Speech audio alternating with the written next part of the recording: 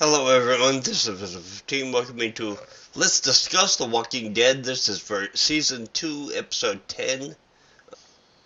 The first thing that I want to discuss is that walker that was going through the field or the ditch or whatever it was at the beginning and the ending of the episode. I did notice that, for one thing, it was kind of weird that both times it actually showed up on the same side that Shane was on, so I don't know if, like in the middle of the episode, kind of off screen, if it just decided to walk across the road or what, but I was surprised that the guys on the Talking Dead last night just went all poetic with it and really didn't see what it could mean for at least the rest of the actual season. So, one thing that I noticed with it was that it was walking the same way that the car was going at the beginning of the episode, but when they were coming back at the end of the episode, it also turned around and was walking the same way as them. So, I'm kind of wondering if that's kind of a start of rudimentary intelligence or whatever, because you kind of gotta think that sometime during the series they've gotta start showing a little bit of intelligence. So, um, I know that they are mindless zombies and all that kind of stuff, but um, you just kind of gotta think that for survival, they kind of gotta start at least forming some complex thought. So maybe not like doing like algebra or anything like that, but um, definitely kind of figuring out where their food source is gonna be. So as for Herschel's stepdaughter, I am kind of glad that she didn't actually turn into a zombie herself. I don't know really what could have happened. I know kind of the stress got to her because her mom was basically killed and all that kind of stuff. But um, I don't know if that would really be the reaction that I would think of first. So, because like for me personally, I've never fainted in my life, so I have no idea what actually set somebody off to faint and stuff like that. So, and thank God somebody actually showed up as a zombie with just scratches instead of just regular bite marks. But it does kind of beg the question on exactly how deep were the scratches and stuff. Because, like, to me, if it's like, a cat scratch where the cat has been declawed, that really won't even break the skin very much. I'm kind of wondering if that would set it off, or if it would have to be almost like a really deep scratch, like I don't know, getting like a hawk or something, embedding its talons into your arm or something like that. Probably wasn't that deep, but um, yeah, I kind of wonder. I kind of also am wondering exactly what's gonna come about because of that thing where Andrea picked up the walker's hand or forearm or whatever. I don't know if that's gonna be kind of an issue. Like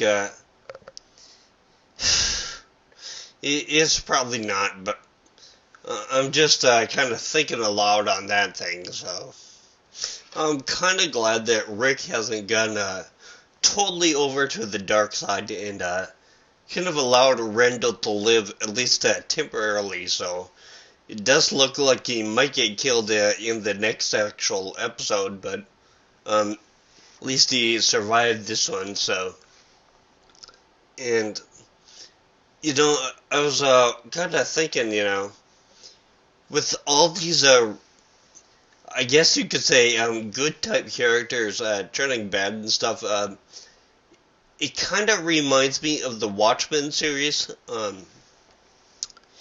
Basically before that, superheroes were like your friends, and you could always rely on them and stuff. And basically, when Watchmen came around, kind of turned the entire industry up on the side of his head, and it was like superheroes were now psychopaths. So I kind of hope that Rick starts going back to I guess you could say more of like a regular human being type character. I know that survival kind of has to come first, but you really can't forget who you are. So, and it would kind of suck if like Dale was the main character that was kind of the old guard, could you say? So, um, and I know I've kind of been hard on the character of Dale and stuff. It's not that I don't like him at all.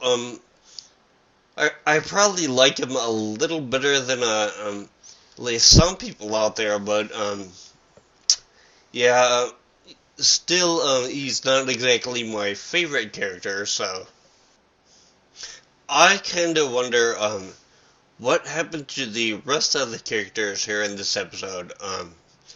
I know for acting purposes, they probably got like the day off, or we're doing a separate scene or whatever. But uh, it's kind of like where they go. Where's Herschel? Where's Glenn? Where's Daryl? Where's Carol? That kind of stuff. So, because you would think that at most they would be out in the camp, or maybe they would show them like out in the fields or whatever. Which I kind of wonder about. Herschel actually running the actual farm and stuff, like out in the fields and stuff. How is he gonna do that? Because if he has a combine or something like that, or a harvester, or whatever, they're gonna make a lot of noise, and they're gonna attract walkers to them. Plus, what happens if when you're like harvesting or whatever, and there is a walker on the field, and basically you run over him and get all of its stuff all over your wheat or corn or whatever. So that would kind of ruin it, I think. But you know, I know I'm probably overthinking this being in a farming type area myself, and I know a lot of people kind of seem kind of put off by the fact that Herschel's daughter-in-law was kind of committing suicide and stuff, but actually I do know quite a few people that would actually just kind of off themselves rather than wait to actually get their guts ripped out and eaten alive by zombies instead. Like, I'm pretty sure that my parents, they're, pretty against, like, suicide and all this kind of stuff, but, I think, if they were faced with a zombie apocalypse, they would, probably, poison themselves or do something like that, instead of, just waiting around to get eaten and stuff. I think, age probably comes a little bit into play with this. If you're too young, you might consider suicide to be an option for this. And of course, if you're kind of old, then you would kind of think that hey, I've lived my life. It's been a good life. Might as well call it quits now. But um, yeah, I know for me, I know as difficult as it would be for me, I'd probably be one of these people that would actually get eaten first. Even though I would try to survive as long as I could, definitely. Yeah, something like suicide or whatever would not be an option for me.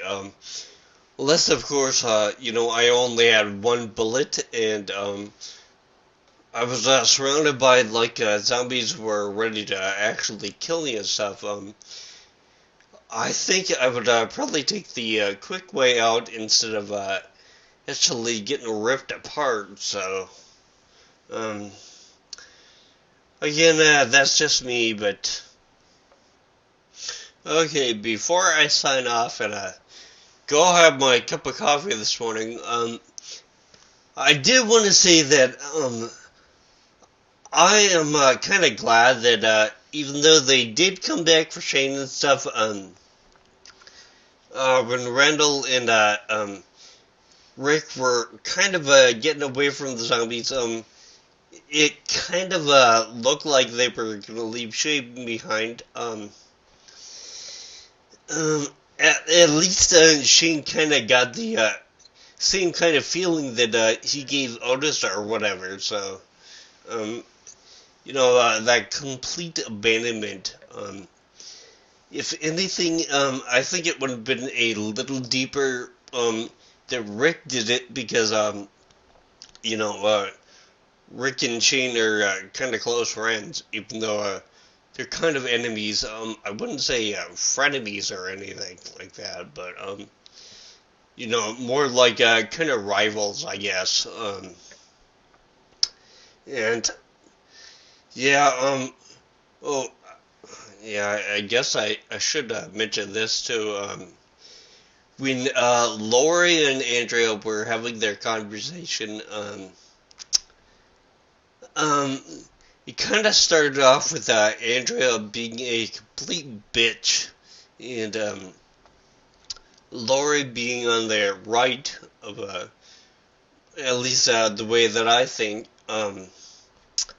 And when the conversation really started to get going, you could definitely tell that Andrea was a little more right than Lori was.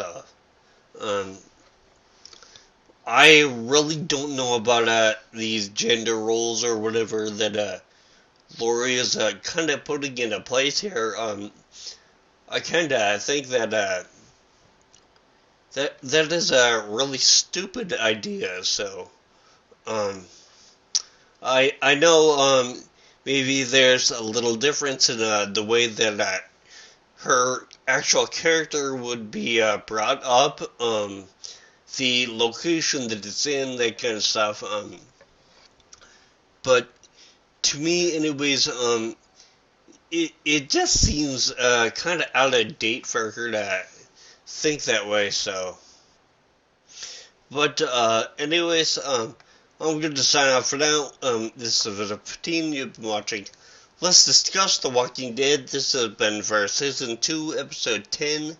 And I will see you next week for Episode 11. So take care.